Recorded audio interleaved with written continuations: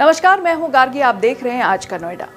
Greater Noida के बोडाकी गांव में रहने वाले जितेंद्र भाटी झुग्गी बस्ती में रहने वाले हजारों बच्चों के लिए बेहतर भविष्य की उम्मीद की किरण बनकर उभरे हैं।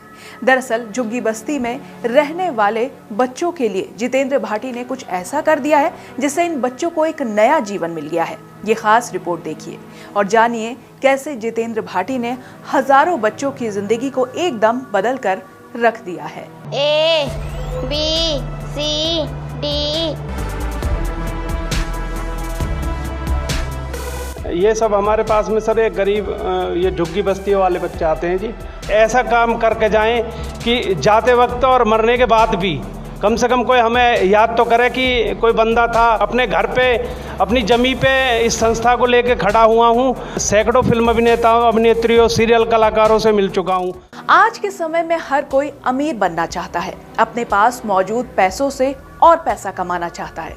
लेकिन आज हम आपको एक ऐसे इंसान के बारे में बताने जा रहे हैं जिसने अपनी पूरी जिंदगी की कमाई गरीब बच्चों के शिक्षा में लगा दी और हजारों बच्चों की जिंदगी बदल दी। ग्रेटर नोएडा में रहने वाले जितेंद्र ने अपनी सारी पुश्तैनी जमीन जायदाद इसी काम में लगा दी। जितेंद्र भाटी पिछले 5 सालों से जीवन ज्योति शिक्षा ट्रस्ट का संचालन कर रहे हैं और आज हमारी टीम ने ग्राउंड जीरो पर जाकर उनसे खास बातचीत की और जाना उन्होंने कैसे इसकी शुरुआत की और आज तक कैसे हजारों बच्चों की जिंदगी बदल चुकी है। ये सब हमारे पास में सर एक गरीब ये झुग्गी बस्ती वाले बच्चे आते हैं जी।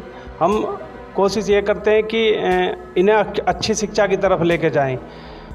हमारे यहाँ पे कम से कम 60 से 70-80 झुग्गी तो हमारे राइट में ही है और 60-70 झुग्गी लेफ्ट में भी है और अदर से भी जो झुग्गियों से जो बच्चे हैं हम उनको सबको एक शिक्षा के प्रति जागृत करके अपने पास बुलाते हैं और सुबह से लेकर शाम तक हमने कई टीचर्स भी लगाए हुए हैं। 5th क्लास से नीचे के जो बच्चे हैं हम उनको यहीं पे टीच करा रहे हैं और 5th क्लास से ऊपर के जो बच्चे हैं हम उनको कुछ प्राइवेट स्कूलों में अपने खर्चे से ही उनको अच्छी शिक्षा दिलाने की कोशिश कर रहे हैं। जितेंद्र भाटी एक ऐसे शख्स हैं जिन्होंने अपने पूर्वजों की सारी पूंजी को गरीब, बेसहारा, असहाय, मूक बधिर बच्चों को पढ़ा लिखा कर बच्चों के भविष्य को रोशन करने में लगा रहे हैं।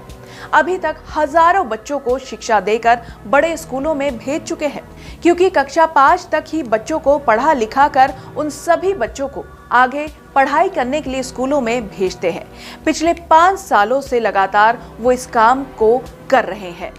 सर सोच तो सबको भगवान अलग अलग देते हैं, कौन किस रूप में और किस रास्ते पे चल रहा है। ये हमारा एनसीआर ये सब मुआवजे पे और दबंगता और उस माहौल में जा रहा है कि इस मुहिम की तरफ कोई ध्यान लगाने की कोशिश नहीं करता है। मैं और मेरे परिवार ने सदा ही गरीब मजदूर अनाथ बच्चों की मदद की है।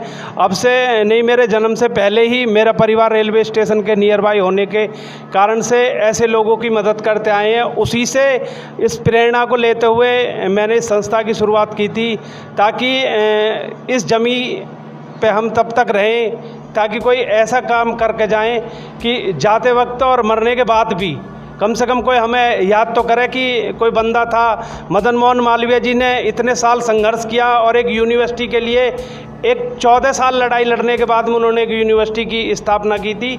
तो मैं अपनी सोच में एक यही भिन्नता और यही प्राथमिकता लेके चल रहा हूँ कि गरीब मजदूर अनाथ बच्चों के लिए एक बड़ा विश्वविद्यालय और एक मुफ्त अस्पताल खोल के जब तक इस जमी पे हूँ कि उनको मुफ्त शिक्षा की हम शिक्षा से जुड़े इस काम के चलते जितेंद्र भाटी कई सेलिब्रिटीज से भी मिल चुके हैं।